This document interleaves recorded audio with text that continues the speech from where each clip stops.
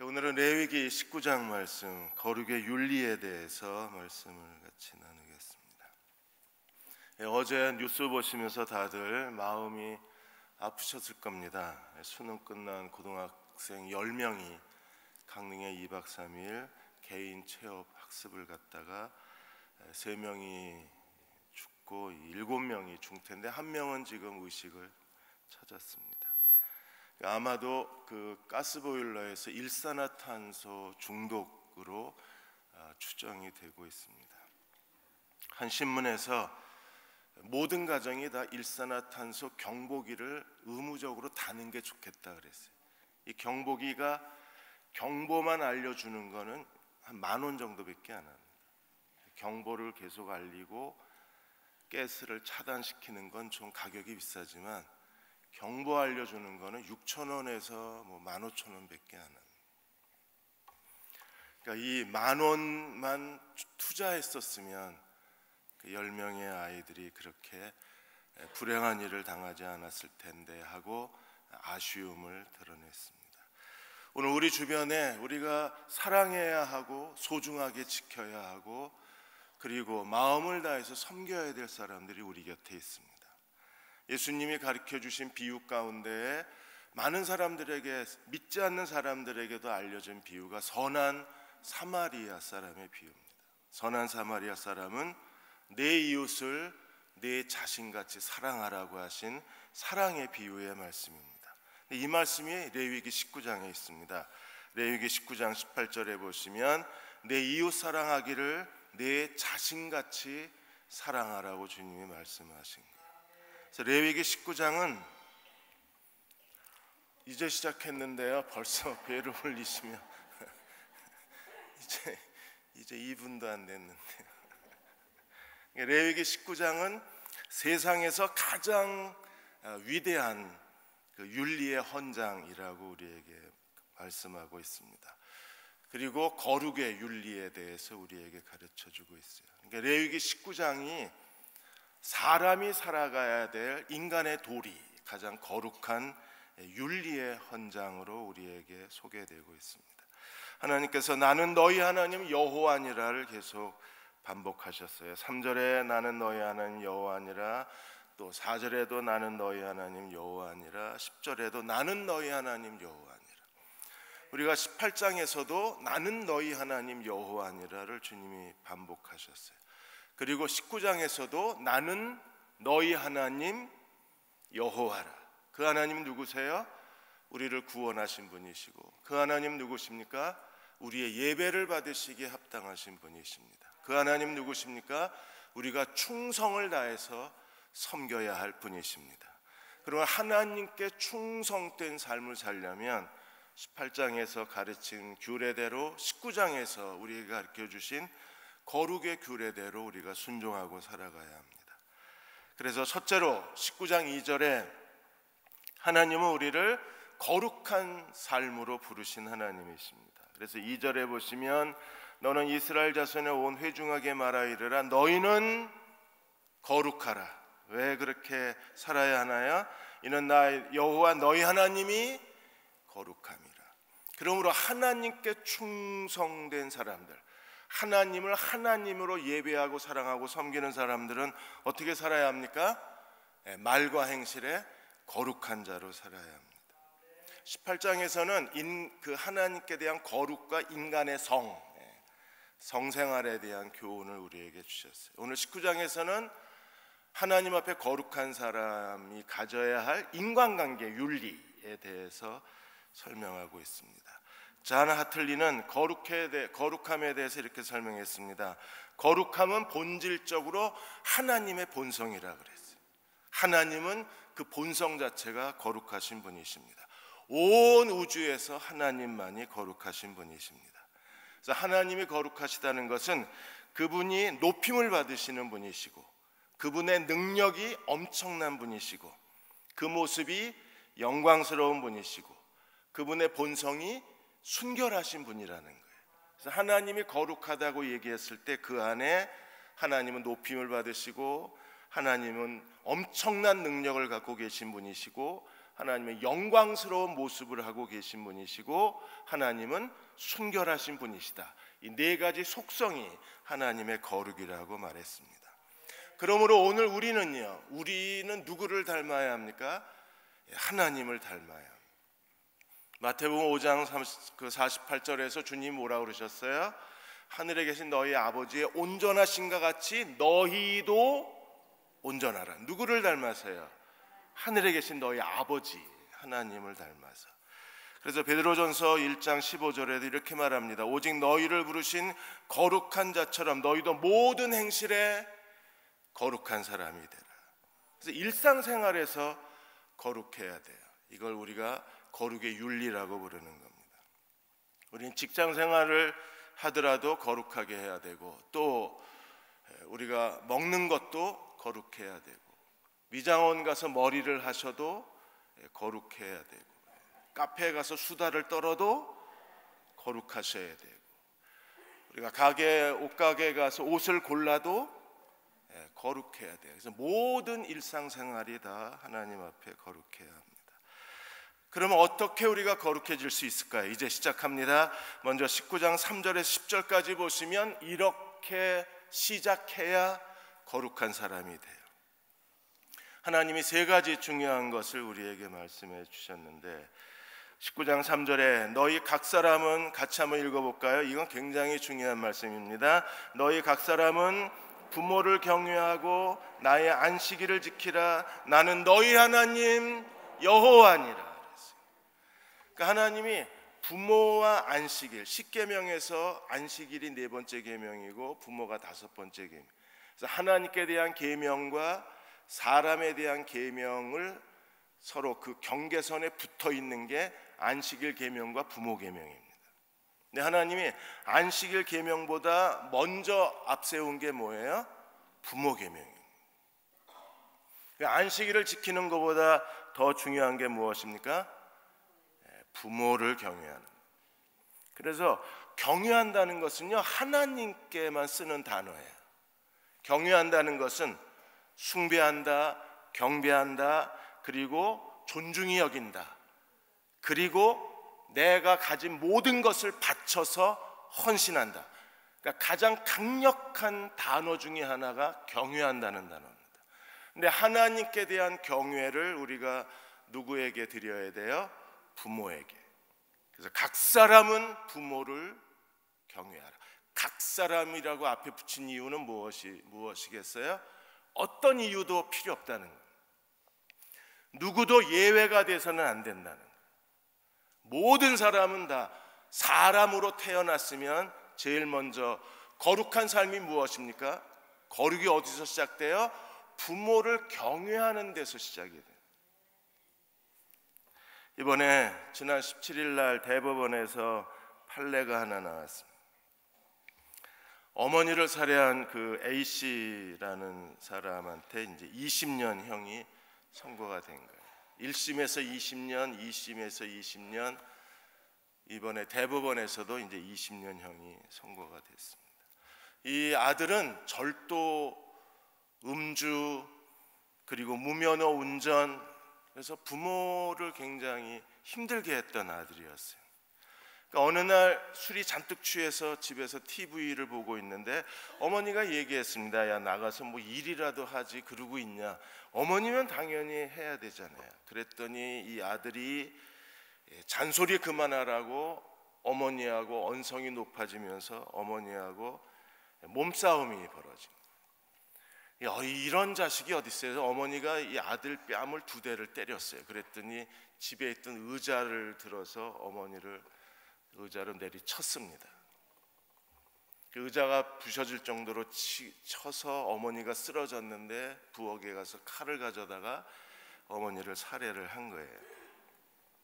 어머니가 이제 피를 흘리면서 의식을 잃어가는 가운데서 어머니가 뭐라 그랬냐면, 다 뉴스 보셨죠? 옷 갈아입고 도망가라고. 엄마 피가 묻었으니까. 그게 어머니의 사랑이잖아요. 어머니를 죽여놓고 이게 1심, 2심, 대법원까지 계속 상소를 한 거야. 그래서 대법원에서 이건 인간이 아니다 그래서 아주 최고의 판결이 20년형이거든요. 20년형을 내린 거예요. 그리스도인 중에서도 하나님을 예배하고 섬긴다는 사람들 중에 부모를 제대로 섬기지 못할 때가 있어요. 네, 하나님은 우리에게 말씀하시기를 부모를 경외하는 데서부터 거룩이 시작이 되고 그 부모 경외하고 안식일을 지키는 게 붙어 있어요. 그러니까 부모를 우리가 사랑하고 섬기지 못하면 안식일을 지키는 사람이 될 수 없는 거예요. 부모를 마음을 다해서 사랑하고 섬기는 사람들만이 하나님이 주시는 안식을 경험할 수 있는 거예요. 그들이 하나님께 안식일을 지킬 수 있는 사람들입니다. 그리고 두 번째 이 거룩의 시작에서 하나님이 금지하신 게 4절에 보시면 너희는 헛된 것들에게 향하지 말며 우상 숭배를 하지 마라. 당연히 거룩한 사람은 우상 숭배하지 않는 사람입니다. 그리고 5절에서 10절까지 거룩한 사람은 어떤 사람일까요? 부모를 경외함으로 안식일을 지키는 사람, 우상 숭배하지 않는 사람. 또 하나 어디서 거룩이 시작이 되나요? 가난한 사람들에 대한 배려에서 거룩이 시작이 됩니다. 그래서 5절에서 그 8절까지 화목제물을 먹는 규례를 다시 설명을 하셔서 화목제물을 여호와께 드릴 때에 하나님이 기쁘시게 받으시게 화목제물을 드려야 합니다. 여러분, 우리가 예배를 드릴 때 그냥 예배에 앉아 있다고 예배가 완성되는 게 아니라 하나님이 기뻐하시는 예배가 되도록 예배를 드리셔야 돼요. 그래도 표정이 안 바뀌시네요. 지금 내가 이렇게 이 예배의 표정과 예배의 태도를 하나님이 기뻐하실까 생각하고 예배 드리셔야 돼요. 기뻐하실까요?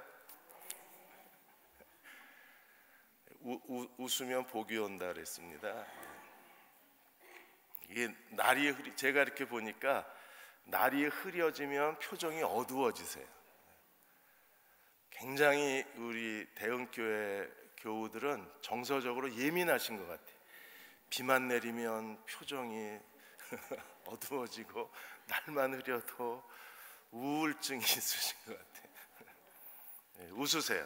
살짝 웃으시면 마음도 좋아집니다. 그래서 화목제물을 드릴 때 제일 먼저 어떻게 하라 그랬어요? 여호와께 하나님이 기뻐 받으시게 드려야 돼요. 그리고 화목제물은 제물의 일부는 제사장 주고 제물의 일부는 예배드린 사람이 나누어 먹었잖아요. 근데 이 예배를 드린 사람들이 나누어 먹는데 하나님이 규례를 정하신 게 무엇인가 하면 6절에 보시면 셋째 날까지는 못 먹어요. 그래서 7절에 셋째 날에 조금이라도 먹으면 가증해져요. 그래서 어떻게 됩니까? 8절에 셋째 날 먹으면 여호와의 성물을 더럽힌 게 되고 또 죄를 짓게 되고 어떻게 돼요? 백성에서 끊어지는 거예요. 그러니까 이틀 내에 다 먹어야 돼요. 그러면 만일에 지금 뭐 아들, 딸 다 출가하고 부부만 남아 있는데 부부가 소 한 마리 화목제물로 드렸는데 제사장이 반 가져가고 나머지 고기 덩어리가 반이 남았는데 그걸 둘이 어떻게 이틀에 다 먹어요? 어떻게 하라는 겁니까? 나눠주라는. 이틀 내에 화목제물을 다 소비해야 돼요. 그래서 다 나누어 주라는 거. 그리고 9절에 보시면 땅에서 추수할 때에 반 모퉁이까지 다 하지 말고 떨어진 이삭도 줍지 말고 10절에 포도원의 열매를 딸 때에 포도 수확할 때에 열매를 다 따지 말고 땅에 떨어진 거 줍지도 말라. 왜요? 가난한 사람과 나그네를 위하여 내버려 둬라. 왜 그렇게 해야 됩니까? 나는 너희 하나님 여호와니라. 그래서 가난한 사람들에 대한 배려, 그러니까 나누어 주는 삶을 사는 사람들이 거룩한 사람이에요. 그래서 거룩은 부모와 안식일을 지키는 데서 시작되고, 거룩은 우상 숭배를 거부하는 데서 시작하고, 거룩은 내 가진 것을 나누어 주는 삶을, 가난한 사람에 대한 배려에서 거룩한 삶이 시작이 됩니다. 지난번에 프랑스의 빈민 구호 공동체 엠마우스 창립자 그 아베 삐에르 신부에 대한 이야기를 드렸습니다. 이분이 단순한 기쁨이라는 책에서 자살하려는 한 청년이 그 어떻게 이웃을 섬기면서 다시 그 삶의 의욕을 되찾았는가에 대한 이야기를 들려드린 적이 있습니다. 이 친구는 이제 자살하려고 삐에르 신부를 찾아가서 고해성사를 한 거예요. 그랬더니 삐에르 신부가 죽기 전에 자기 부탁을 하나 들어달라고 요청을 해서 죄송합니다.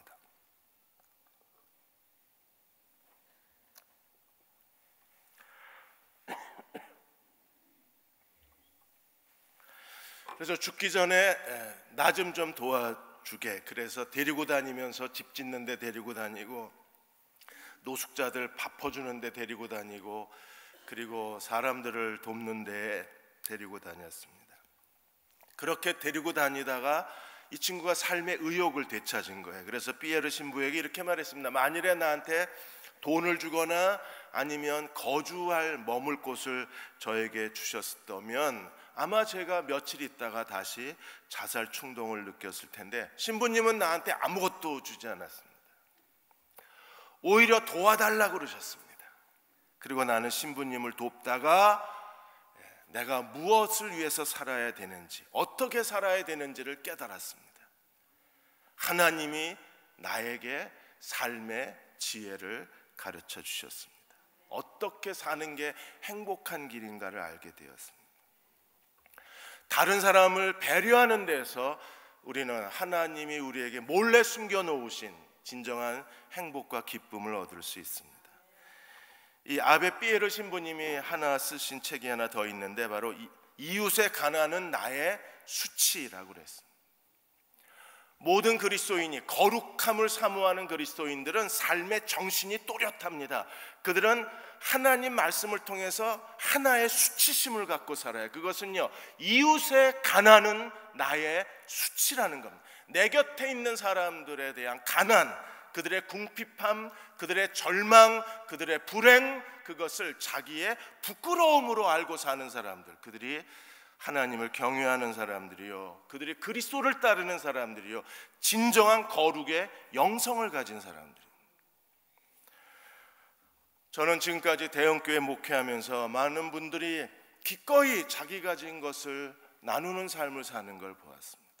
그분들은 하나님이 어떤 축복을 주셨을 때 혼자 그걸 다 움켜쥐고 갖는 것이 아니라 기쁨으로 내놓고, 그게 WMTC의 돕는 일이라든지 우리 주변에 가난한 이웃을 돕는 일에 그들이 기쁨으로 헌신하는 것을 지켜보면서 하나님 앞에 참으로 감사를 드렸습니다. 베데스다의 한 집사님은 자신도 어려운데 이번에 지난번에 적금을 타시고 그걸 자기보다 더 고통당하는 사람들을 위해서 기꺼이 내어놓으셨어요. 또 어느 한 집사님은 남편이 지금 계속 재활치료 중이신데 또 헌금의 일부를 드려서 제가 하나님 이거 어디에 도와야 될까요? 며칠 동안 기도하다가 하나님께서 그것도 역시 고통당하는 여자들을 위해서 드렸으면 좋겠다 그래서 지금 준비하고 있습니다. 이런 마음을, 이웃의 가난은 나의 수치다, 이 정신이 바로 교회가 가져야 될 정신.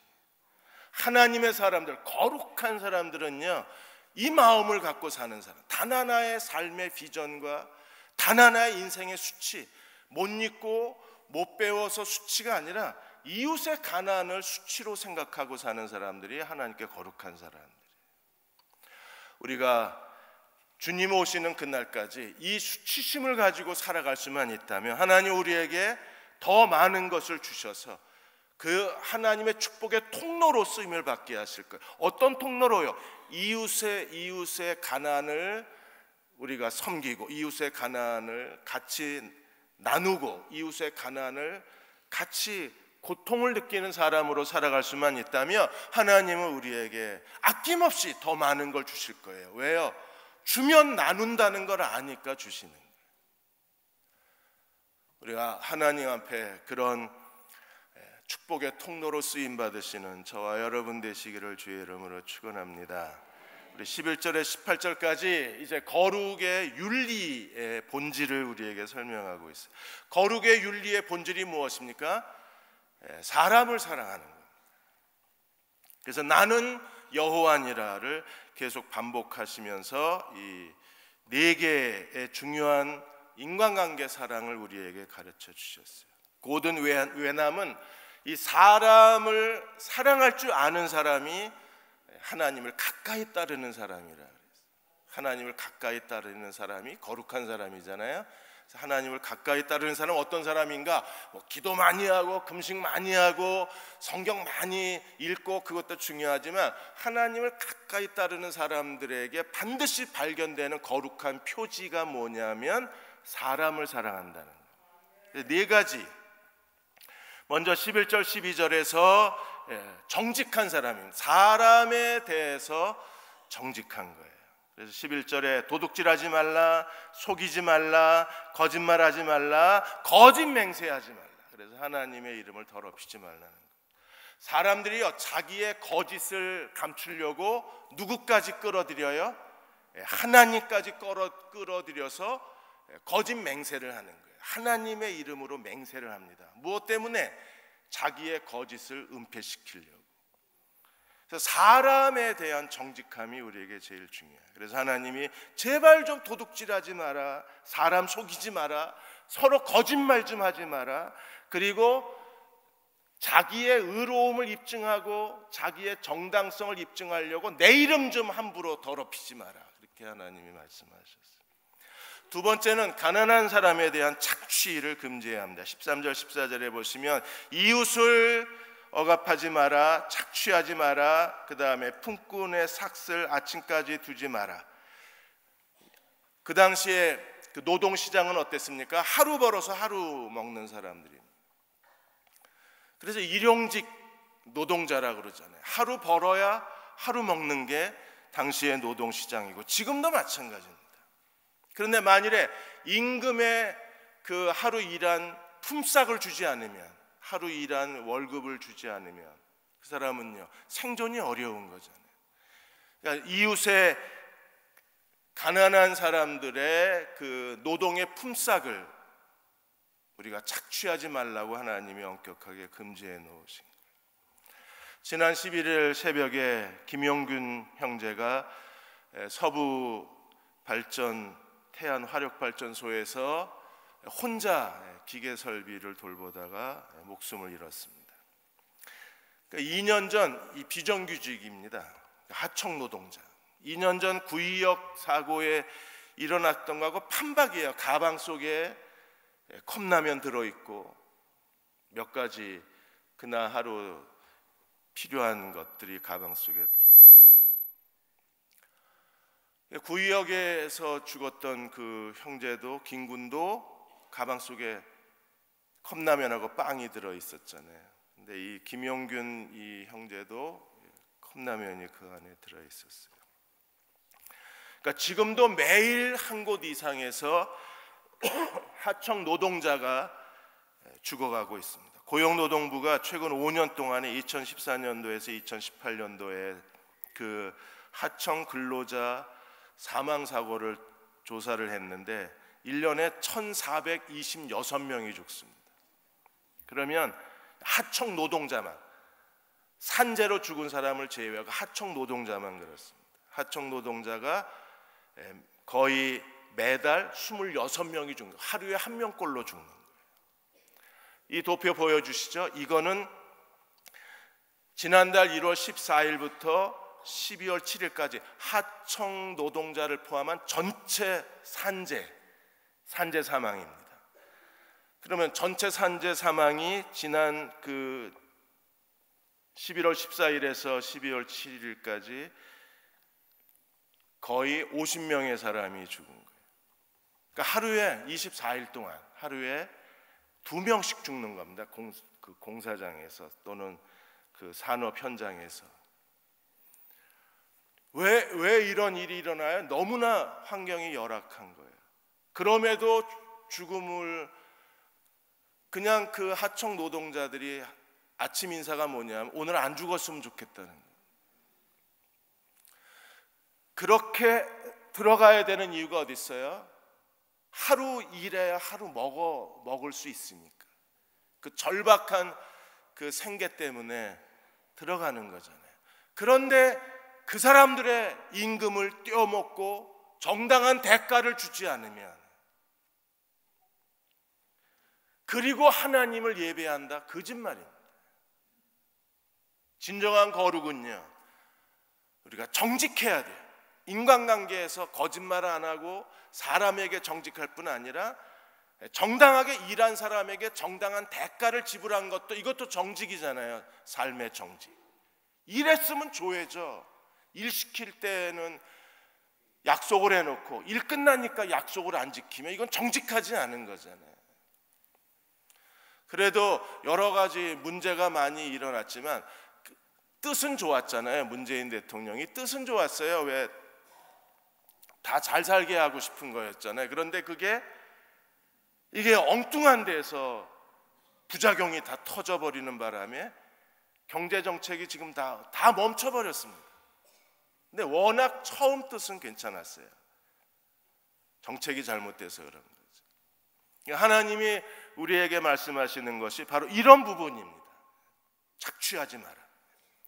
노동자들에 대한, 이웃에 대해서 억압하지 말고, 착취하지 말고, 품꾼의 싹을 아침까지 밤새도록 두지 말고. 이 대한항공 조양호 가족들이 왜 저 모양이 됐어요? 그 밑에 있는 운전기사들, 집에서 일하는 사람들을 억압했잖아요. 그 억압이 갑질하는 겁니다. 온갖 욕설을 다 퍼붓고 인간 이하로 취급하고, 그게 억압하는 거예요. 인격적 착취가 되는 거예요. 인격적 착취, 그 다음에 정당하게 일한 품삯을 주지 않는 거에 대한 이 임금에 대한 착취, 하나님이 절대 금하시는 거예요. 그리고 14절에 장애인들에 대한 배려에 대해서 우리에게 설명하고 계세요. 귀먹은 자 저주하지 말고 맹인 앞에 장애물을 놓지 마라. 하나님을 경외하라. 우리가 하나님을 경외하면 이런 신체적 장애를 가진 사람들을 무시하거나 멸시할 수 없어요. 왜요? 그분들도 하나님의 형상으로 지음을 받은 사람이기 때문에. 그러니까 이런 것들에 대해서 하나님이 여기서 거룩을 드러내라는 거예요. 우리에게 이런 인간관계의 정직함 뿐 아니라 우리 주변에 있는 노동자들, 이웃에 대한 장애인들에 대해서 인격적 정직함을 드러내라고 말씀하시는 거예요. 15절 16절에서 세 번째 인간관계의 거룩은 무엇입니까? 불의를 행하지 말라는 겁니다. 재판할 때 불의를 행하지 마라. 양극단이 다 잘못됐어요. 뭐가 잘못됐습니까? 가난하다고 무조건 편들어주지 마라. 잘못하면요, 가난하니까 다, 가난한 사람이 범죄했는데도 불구하고 가난하다는 이유로 그 사람을 그냥 내버려 두면 그건 공의가 아니에요. 그것도 불의예요. 그래서 하나님이 엄격하게 균형을 잃지 말라고 말씀하신 게, 재판할 때 불의를 행하지 마라. 가난한 사람이라고 편들어주지 말고 돈 있는 사람이라고 무조건 정죄하지 마라. 사회가 양극화되면 어떤 일이 벌어집니까? 가난한 사람은 뭘 해도 괜찮고 부자는요, 뭘 해도 정죄를 당하는 거예요. 지금 한국 사회가 뭐가 제일 위험스러웁니까? 지금 제일 우려되는 게 뭐예요? 가난하면 다 옳고 부자는 다 잘못됐다는 이 양극화 형상이 정말 무서운 거죠. 근데 하나님 뭐라고 말씀하셨어요? 가난하다고 편들지 말고 부자라고 편들지 말라는 거. 둘 다 불의하다는 겁니다. 우리는 무엇을 따라야 합니까? 하나님의 공의를 따라야 합니다. 그래서 가난한 자에 편들지 말고 세력 있는 자라고 두둔하지 말고 공의로 사람을 재판해라. 그리고 16절 더 중요한 게 무엇입니까? 사람들 사이에 돌아다니면서 사람을 비방하지 마라. 이웃의 피를 흘려 내 것을 얻으려고 하지 마라. 비방과 그리고 험담, 이런 것들에 대해서 하나님이 엄격하게 금지를 하셨어요. 그리고 마지막으로 17절 18절에서 이것이 진정한 거룩입니다. 내 형제를 마음으로 미워하지 마라. 미워하지 말고 뭘 해야 돼요? 책망을 해야 돼요. 왜요? 그래야 그 사람의 죄를 내가 나중에 담당하지 않게 되는 거예요. 우리가 그 사람이 잘못됐어요, 그렇게 살면 안 돼요, 그거는 하나님이 원하시는 게 아니에요. 그래서 마음의 부담만 갖고 있고 마음에 싫어하고 마음에 미움을 갖고 이 사람에 대해서 아무런 책임을 안 지면 나중에 그 죄값을 하나님이 내게 물으시는 거예요. 그래서 반드시 미워하지 말고 뭐해라? 책망하라는 거예요.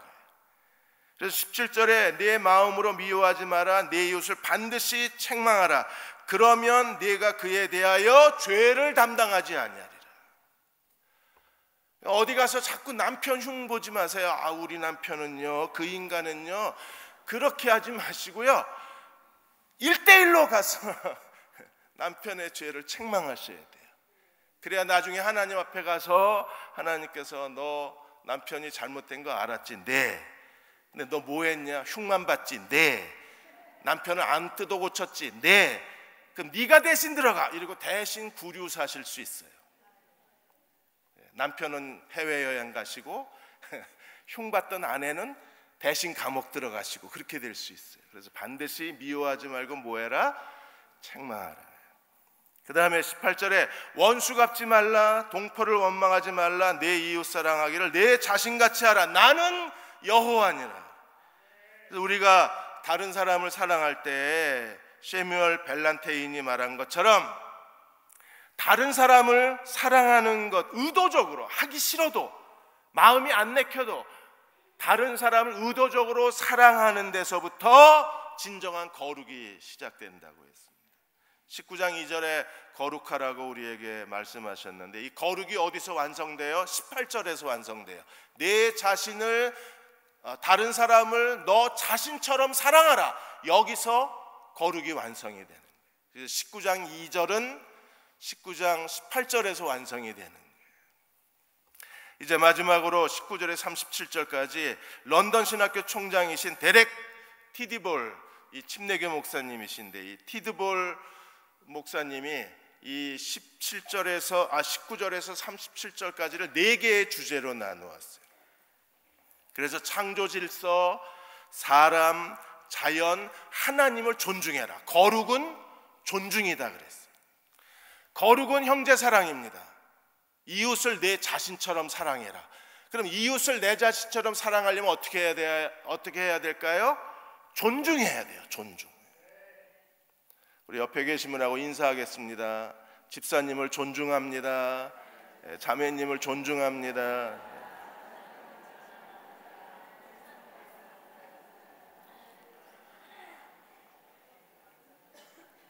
존중이 실감이 안 나시는 것 같아요. 다시 하겠습니다. 집사님을 존경합니다. 자매님을 존경합니다.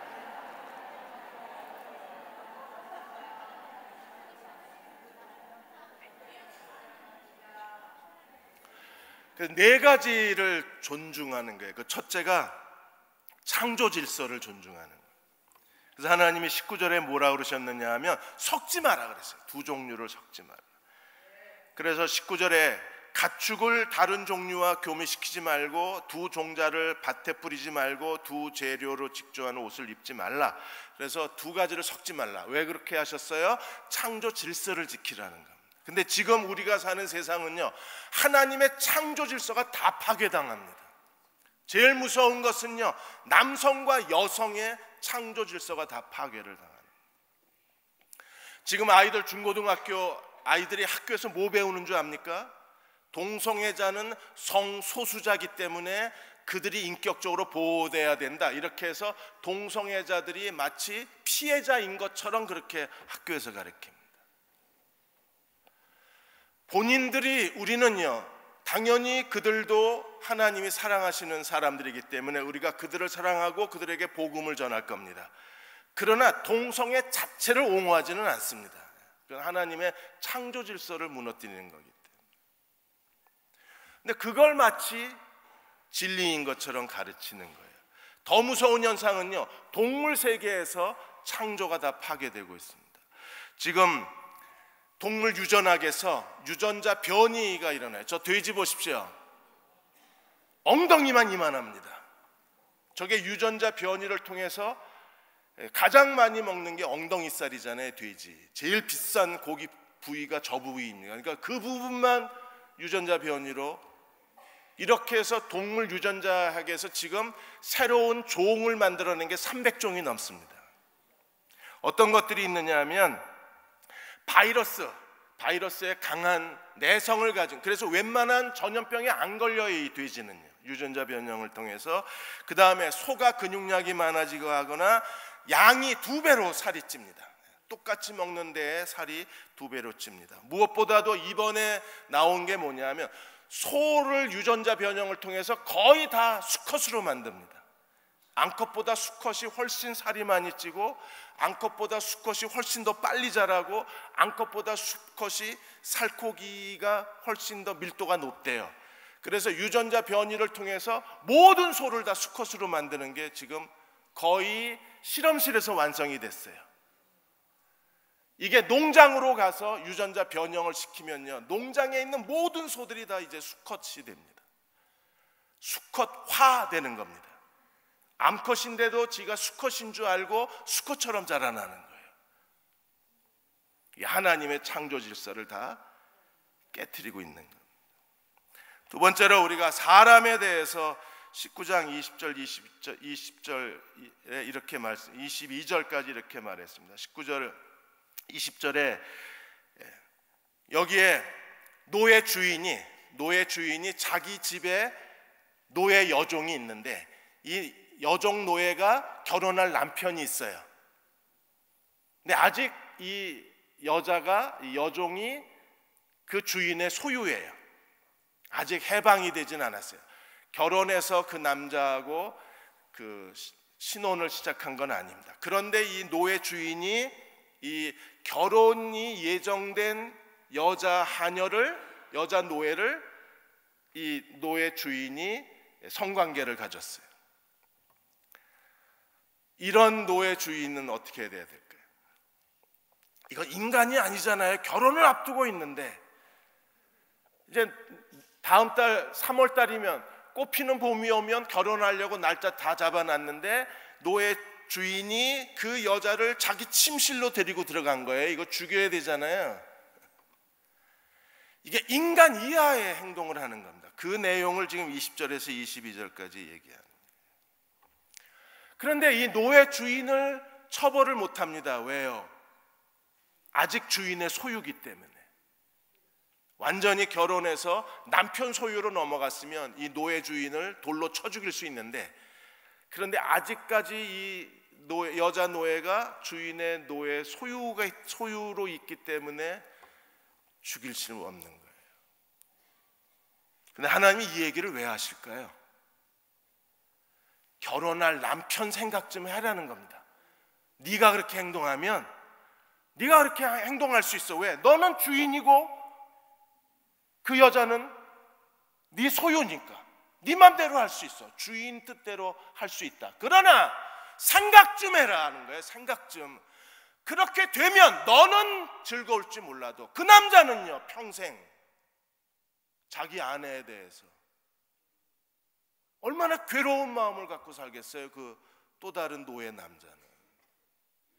내 행동이 정당하다. 그래, 넌 정당하다. 정당해요. 왜? 주인이니까. 그런데 너의 정당한 권리 때문에 피해를 본 저 사람은 어떻게 할 거냐는 거예요. 저 사람은. 그래서 그 문제를 주님이 여기서 20절에서 22절까지 꺼내놓은 거예요. 겨우 처벌이 뭔 줄 압니까? 20절에 보시면 속건제 한 마리 드리면 돼. 순양 한 마리. 속건제 순양 한 마리 드리면 이 노예 주인의 죄값은 치러집니다. 그러나 결혼하기로 약속한, 내년 꽃피는 3월에 결혼하기로 약속한 또 다른 남자, 노예 남자는요, 평생 상처를 안고 살아가야 되고, 이 여자는요 평생 상처 안고 살아가야 되잖아요.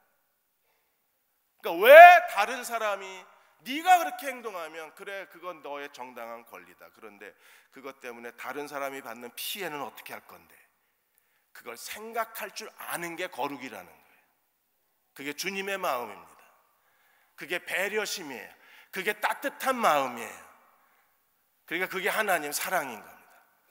이렇게 할 수 있습니다. 그건 나에게 주어진 권리이기도 합니다. 그렇게 한다고 누가 아무도 내가 뭐 잘못했다고 비난할 사람은 없을 겁니다. 그러나 그것 때문에 제3자가 고통을 받을 걸 생각하고 자기 권리를 포기할 수 있어야 거룩이라는 거예요. 자기 권리를 포기할 수 있어야 돼요. 그 다음에 딸도 그렇습니다. 딸도 29절에 보시면 내 딸을 더럽혀 창녀가 되게 하지 말라. 그 당시에는요, 가난하면 제일 먼저 갖다 파는 게 딸 갖다 팔아버렸어요. 이번에도 아프가니스탄에 4년 동안 가뭄이 들었습니다. 아프가니스탄에. 그러니까 4년 동안 가뭄, 전쟁으로 인하여 난민이 발생한 것보다 더 많은 사람들이 가뭄 때문에 난민이 돼가지고 그래서 다 흩어진 거예요. CNN에서 이 사람을 사진 하나 다시 보여주시죠. 예, 저 아이가 아킬라라는 6살 된 아이인데 엄마가 도저히 살 수가 없으니까 아킬라를 한 남자에게 팔아버렸어요. 3,000불에 한 340만 원에 팔아버린. 저게 그 남자가 데려가기 전에 찍은 CNN이 찍은 사진. 그 남자가 3,000불을 다 주지도 않았어요. 겨우 70불밖에 안 줬어요. 그리고 남자가 뭐라고 그러냐면 죄책감도 없어요. 자기가 그 집에다가 자선 사업을 했다는 거예요. 왜? 당장 70불 가지고 먹을 걸 살 수 있었으니까 자기는 자선 사업가래요. 그리고 앞으로 3년 동안 돈 다 갚을 거라고 CNN하고 인터뷰를 했습니다. 지금도 지구촌에서 이런 일들이 일어나고 있는 거예요. 세 번째, 노인들에 대해서도 마찬가지. 32절에 보시면 너는 셋머리, 흰머리 앞에서 일어서라 그랬습니다. 지하철 가면 65세 이상 노인 지정석이 있습니다. 그 앞에 너는 흰머리 앞에 일어서고 노인의 얼굴을 공경해라. 노인을 공경해라. 하나님을 경외하라. 아까 14절에 뭐라 그랬어요? 귀먹은 자, 맹인 앞에 장애물을 놓지 마라. 내 하나님을 그러니까 장애인에 대해서 내 하나님을 경외하라. 노인에 대해서 내 하나님을 경외하라. 우리 나이 드신 분들에 대해서 귀찮아하고 그리고 우리가 그분들을 함부로 대하기 쉬운데 하나님은 엄격하게 명령하시기를 가장 존중받아야 될 분들이 바로 나이 드신 분들이라는 거예요. 그리고 네 번째 사람들이 거류민입니다. 나그네 된 사람들. 33절에 거류민이 너희 땅에 거류하거든 그 사람들을 학대하지 말라. 지금 한국은요, 이게 다문화 가정이 되고 한국은 외국 노동자들이 많이 왔는데 이 외국 노동자들에 대한 착취가 정말 심합니다. 일본이 한국 사람들을 정말 착취를 했는데 그것 못지않게 한국 사람도 정말 나빠요. 사장님 나빠해요. 정말 이 외국 노동자들을 착취합니다. 외국 노동자 사역을 하시는 분들의 보고서를 보면요, 와, 어떻게 사람을 이렇게 대할 수 있나 싶을 정도로 거의 짐승 취급을 합니다. 근데 하나님 뭐라고 그러셨어요? 절대로 인종차별하지 마라. 외국인 노동자라고 착취하지 마라. 너희도 애굽 땅에서 나그네 되었었다. 그러므로 그들에 대한 인격적으로 존중하라고 우리에게 가르쳐주고 계십니다. 그리고 마지막으로 35절 36절에 재판할 때에 그리고 길을 장사할 때, 재판할 때나 장사할 때에 절대로 남을 속이지 말고 하나님 앞에 불의를 행하지 말고 공의를 행하라. 그래서 우리는 장사할 때 어떻게 해야 돼요? 36절에 공평한 저울, 공평한 추, 공평한 에바, 모든 게 다 공평해야 돼요. 재판도 공평해야 되고 장사도 공평해야 되고 사람 먹는 거 가지고 사람 속이면 안 되고, 그게 하나님께 거룩이라는 거예요. 우리가 하나님 앞에 거룩하게 사는 그리스도의 종들이 되시기를 축원합니다. 그럴 때 하나님께 대해서도 우리가 거룩해질 수 있는 거예요. 그래서 나머지 부분에 대해서는 우리가 주술이나 점 같은 거, 무당을 의지하지 말고 하나님을 의지하라고 명령했습니다. 우리는 사람을 사랑해서 다른 사람들의 삶을 일으켜 세울 수 있는 사람이 돼야 돼요. 야고보 2장 8절 9절에 너희가 만일 성경에 기록한 대로 이웃 사랑하기를 내 몸과 같이 하라 하신 최고의 법을 지키면 잘하는 거다 그랬어요. 잘합시다. 최고의 법을 지켜서 잘했다고 칭찬받는 종들이 되시기 바랍니다. 그래서 우리가 하나님 앞에 섰을 때 다 부끄러움 없이 착하고 충성된 종아 잘하였도다 칭찬받는 저와 여러분 되시기를 주의 이름으로 축원합니다.